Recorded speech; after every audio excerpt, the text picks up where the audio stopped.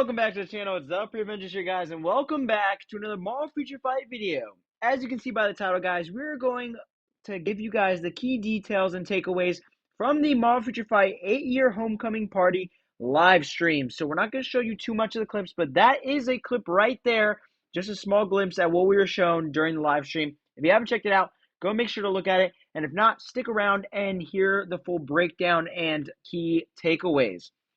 So first of all, we got a 33-minute stream.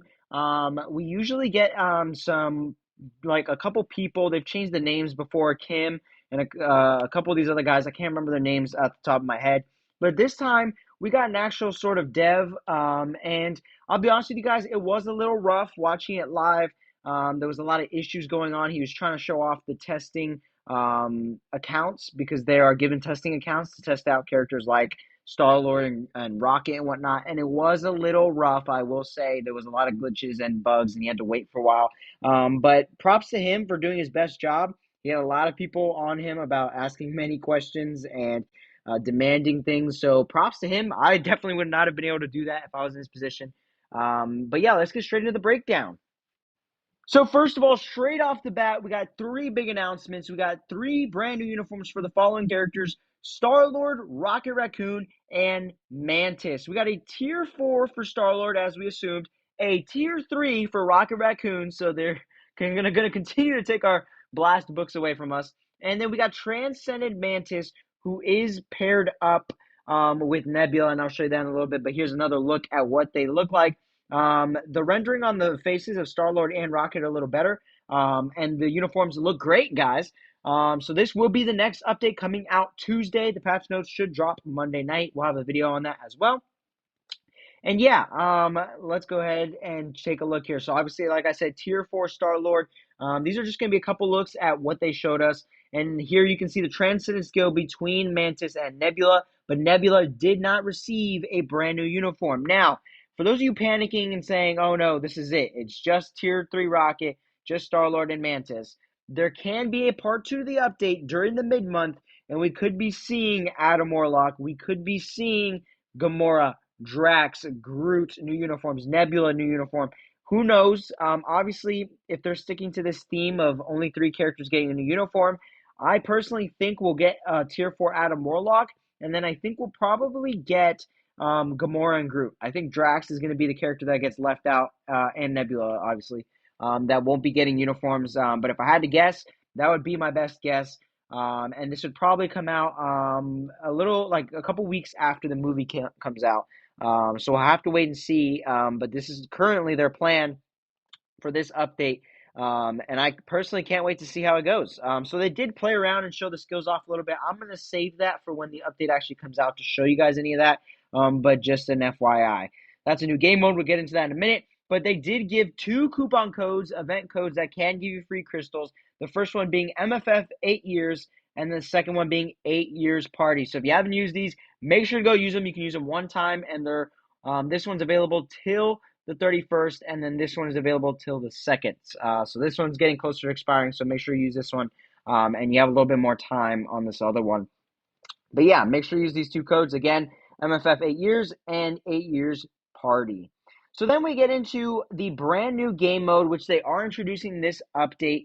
And I'll be honest with you guys, it looks very interesting, but they didn't exactly break it down as much as I thought they would. They didn't explain all too much. There was a lot of key details I felt they were missing that we're definitely going to have to learn from actually playing it.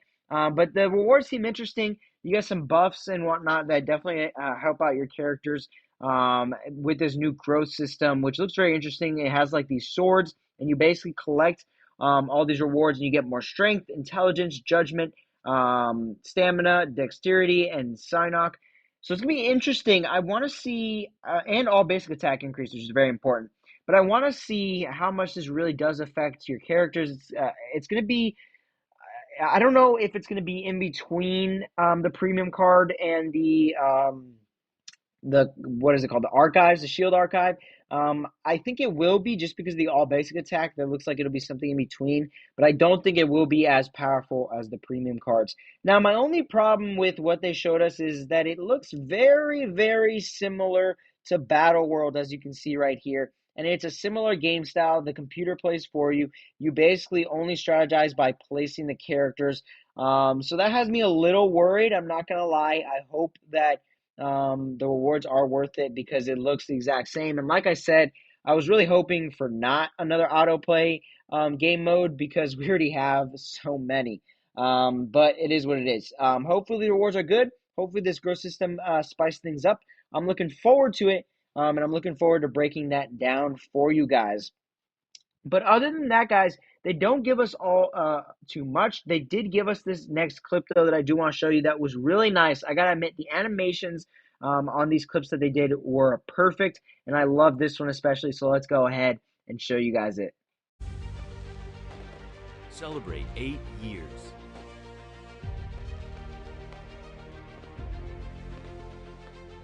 Jump back in.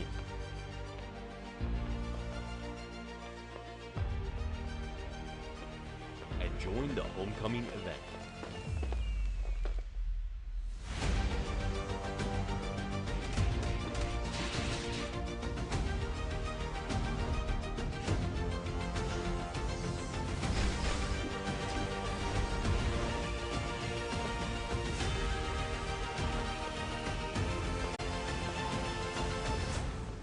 Eight awesome years. Let's celebrate homecoming together. All right, so there was the video, guys, and I gotta admit, whoever did an editing job on that video did an amazing job. It looks like they spent a lot of time on both those videos, the one I showed at the beginning and the one I just showed now. And as you saw in that video, the guy that was standing there on that kind of balcony with all those characters over is the person who did do the live stream. I personally don't have any other background information on this guy, but like I said, I do believe he is a developer. And once again, props to him for doing his best on the live stream. It was a little rough. But he did get to answer some questions and whatnot. And one of the most interesting things I did see was that they asked the question, which Guardians are we most excited to see get upgraded? And a couple people said Groot and Adam Warlock, and he did respond to those. He didn't respond to any that said Gamora or Drax.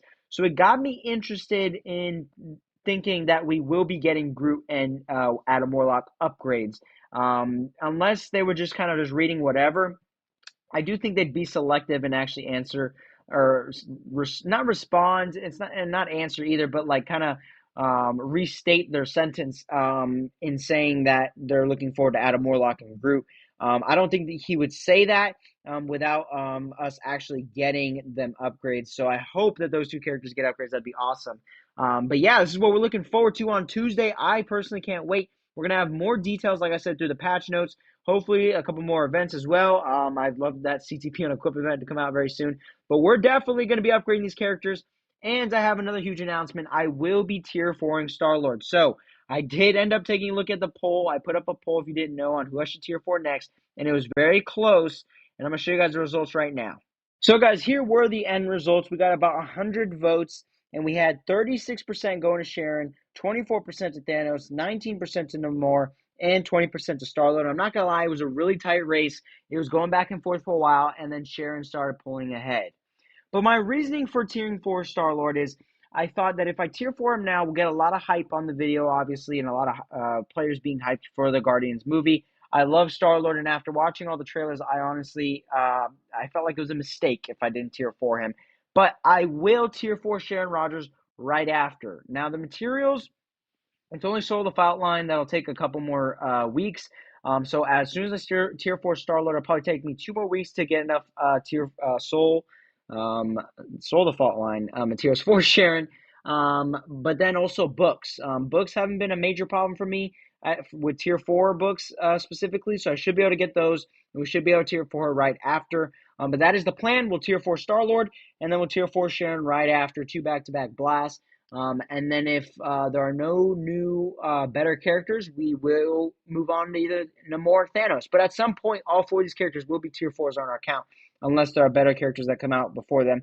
But yeah, I know a lot of people are saying they want to wait for the patch notes to see how Star-Lord will do, but we got a second potential ticket, which I'll be showing you guys soon, and I just knew that I had to tier 4 him because I know it'd do great on views, and I love Star-Lord. I love anything MCU personally, and especially when the movie comes out, I get so hyped for it that I knew I had to just do this. So that was my decision. Sorry for those of you that want to see Thanos or no more. Maybe in the future, but we will be getting Sharon 2 weeks later. The only other thing I wanted to mention, guys, is that we did hit 500 subscribers the other day. So I want to thank you guys so very much for helping us on our journey. We're halfway to the Star Creator Club. Please help us make it happen. We're only halfway there. We're halfway there, sorry. We need 1,000 more subscribers. We need 1,000 subscribers. Like I said, we're halfway there, and then we can get in Star Creator Club, meaning we'll get 5,000 crystals free monthly from MFF, so that'll help our account grow. We could do more gambling. We could buy the new uniforms and do reviews for you guys. That also means that we'll be getting about 20 coupon codes for 300 crystals each that I can send to you guys who watch me, and I would basically just give them away for free. And yeah, that'd be great for both of us. I mean, who wouldn't want that? 300 crystals free to you guys every month, and I get to give you guys more content by getting more crystals, and my account gets bigger. So thank you guys so very much for helping me through this journey. We're halfway there, and I can't wait for the second half because that means we'll finally reach it. So please help me get there. Anyways, guys, that'll do it for today's video. I hope you guys enjoyed this breakdown and key takeaways from the live stream for the 8th year anniversary. Happy birthday, Marvel Future Fight, as always. Happy 8 years, and hopefully to another great year this year. And I can't wait for it at all. And I can't wait for the Star Wars. Oh my God, I can't speak today. Star-Lord Tier 4 and Guardians of the Galaxy update, guys. Yeah, we'll be back for the next video. Stay tuned. We got videos on reviews for characters that we did buy uniforms for: Black Widow, War Machine, and Maya Lopez. So stay tuned for those. And we'll see you guys all in the next one. Take care, guys.